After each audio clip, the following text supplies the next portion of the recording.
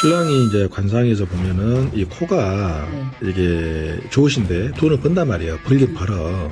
코를 재물이라 그래요. 근데 재물의 뿌리가 여기 이 부분이 그 상근 바로 이 명궁 부분이라 하는데 여기가 지금 주름이 선명히 두 갈로 나눠졌잖아요. 이걸 쌍도문이라 그래요. 근데 이게 굉장히 안 좋아요. 그래서 그리고 더더구나 신랑은 좀 보시면은 입도 입 보면은 여기가 좀 틀어지면서 앞에 약간 돌출됐잖아요. 이렇게 입이 좀 많이 나오진 않았어도 이렇게 약간 벌어지면서 이것이 뭐냐 코의 모든 재물이 입으로서 모인단 말이야. 근데 입이 이렇게 벌어져 버리면 돈이 다 흘러버려요. 그러면 신랑은 자 돈은 벌긴 벌어요. 근데 순간에 나가고 또 이렇게 입이 벌어지게 되면 모아둔 몇 년 동안 모았던 돈 순간에 가버리는데 절대 하지 말할 것이 주식이라든가 어떤 사행성은 안 해야 되는데 그런 건 몇 번 얘기를 했어요. 안 된다고. 여러분 안녕하십니까? 행운성공TV입니다. 오늘은 돈은 잘 버는데 그 돈이 모아지지 않는 관상은 무엇인지 실전 사례를 통해서 알려드리겠습니다. 또한 사주에서 들어오는 금전운과 횡재수는 어떻게 보는지도 알려드릴 테니 끝까지 집중해 주십시오. 구독과 좋아요, 알림 서비스로 행운성공TV의 최신 정보를 먼저 받아보십시오. 본 방송 들어갑니다. 다음 내용은 실전 상담 때 배우자가 같이 못 와서 사진으로 봤던 관상의 실전 사례와 올해 신수에서 횡재수가 있는 것을 어떻게 보았는지 공개하겠습니다. 신랑이 이제 관상에서 보면은 이 코가 이게 좋으신데 돈을 번단 말이에요. 벌긴 벌어. 코를 재물이라 그래요. 근데 재물의 뿌리가 여기 이 부분이 그 상근 바로 이 명궁 부분이라 하는데 여기가 지금 주름이 선명히 두 갈로 나눠졌잖아요. 이걸 쌍도문이라 그래. 근데 이게 굉장히 안 좋아요. 그래서 그리고 더더구나 신랑은 좀 보시면은 입도 입 보면은 여기가 좀 틀어지면서 앞에 약간 돌출됐잖아요. 이렇게 입이 좀 많이 나오진 않았어도 이렇게 약간 벌어지면서 이것이 뭐냐 코의 모든 재물이 입으로서 모인단 말이야. 근데 입이 이렇게 벌어져 버리면 돈이 다 흘러버려요. 그러면 신랑은 자 돈은 벌긴 벌어요. 근데 순간에 나가고 또 이렇게 입이 벌어지게 되면 모아둔 몇 년 동안 모았던 돈 순간에 가버리는데 절대 하지 말할 것이 주식이라든가 어떤 사행성은 안 해야 되는데 그런 건 몇 번 얘기를 했어요. 안 된다고. 여기 이렇게 코 부분하고 이게 밑부분이 이렇게 돼버리면 그 사실은 허리 있죠. 허리 척추도 엄청 아 그래요? 안 좋고 들으니 허리가 아프게. 그거 원래 그리고 허리도 많이 안 좋고 한 번씩 돈이 나갈 때 이분이 큰 돈이 나가거든.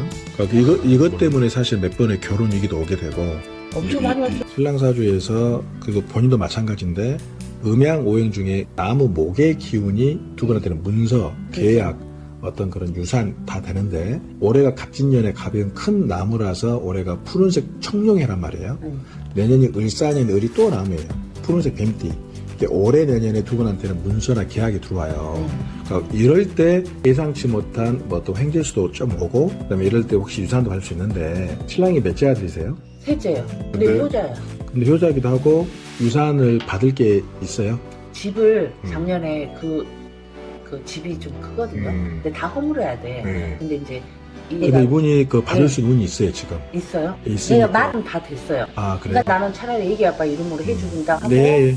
집을 헐고 그리고 밀어붙이셔야 돼갖고 여러분, 관상에서 코를 재백궁이라고 해서 대표적으로 재물과 돈을 보는 자리입니다. 실전 상담을 할 때 남편분이 직접 오지 못해서 사진으로 보는 관상을 보니 코는 굉장히 크고 코끝 준두가 도톰합니다. 그리고 양옆에 어금니 턱뼈가 힘이 있습니다. 이런 관상을 가지면 성실하고 부지런하며 믿음을 주어서 항상 일복이 많고 자신의 분야에서 인정을 받기 때문에 자신의 분야에서는 성공을 하고 돈을 벌 수 있습니다. 그런데 돈을 버는 것과 모으는 것은 다릅니다. 이분은 돈을 벌지만 그 돈을 지킬 수가 없는 관상을 가졌습니다. 그것은 코의 뿌리 부분인 상근의 위쪽 명궁과 코 아래 입이 코와 조화가 안 돼서입니다. 이분의 관상을 보시죠. 이분은 관상에서 재물을 상징하는 코가 힘이 있고 매우 잘생겼습니다. 그리고 양쪽 턱이 좋아서 자신의 분야에서 인정을 받고 돈도 잘 법니다. 그런데 이분은 번 돈을 모으지 못하고 그 돈이 술술 나가버립니다.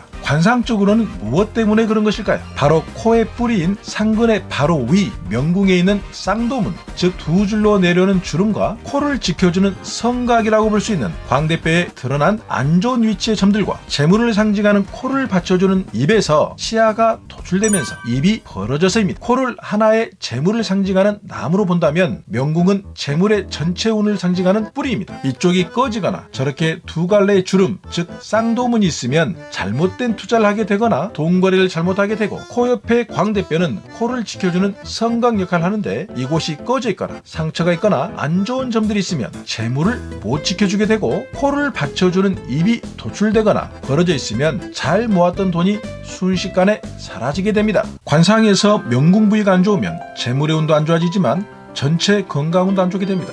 이렇게 쌍도문이 있으면 들어오는 돈도 나가게 되고 건강관리를 잘못하게 되고, 특히 심혈관을 안 좋게 하는 당뇨를 조심해야 합니다. 관상에서 입은 신장을 나타내기도 하고 척추뼈를 상징하는 의미도 있습니다. 이 부분이 틀어지거나 입이 돌출이 되면 신장도 안 좋지만 허리도 조심해야 합니다. 이렇게 관상에서 명궁은 재물운과 건강운 그리고 전체 운을 보는 매우 중요한 곳인데, 이곳에 점이 있거나 흉이 있거나 쌍도문 같은 깊은 주름이 있으면 운의 흐름을 안 좋게 합니다. 이분은 2024년에 좋은 문서가 보입니다. 바로 자신의 사주에서 용신에 해당하는 동방목의 기운이 들어와서입니다. 용신이란 명리학에서 가장 중요한 글자 중 하나입니다. 올해는 갑진년 청룡해입니다. 갑진년의 갑이 큰 나무를 상징하는 의미가 있어서 풀을 청룡해가 된 것입니다. 사주는 이렇게 태어난 생년월시를 달력으로 풀어보면 자신에게 부족한 음양오행의 기운이 나옵니다. 그 부족한 음양오행이 채워지는 것도 달력을 보면 이렇게 상세하게 나옵니다. 그래서 동양 철학을 알면 언제 문서가 들어오는지, 언제 인연이 들어오는지, 건강은 언제 나빠지는 것을 직감이나 신기가 아니고 통계적으로 볼 수 있는 것입니다. 타고난 내 운명을 알고 내 운명에서 부족한 것을 지, 공간과 환경으로 채우고, 도와주는 귀인을 만날 때까지 결코 포기하지 않고 행동하고 움직인다면 우리는 어떠한 운명이라도 개척할 수 있고 성공할 수 있습니다. 인생에서 행운과 성공을 찾을 수 있는 행운성공TV였습니다. 여러분들 모두 복 많이 받으십시오.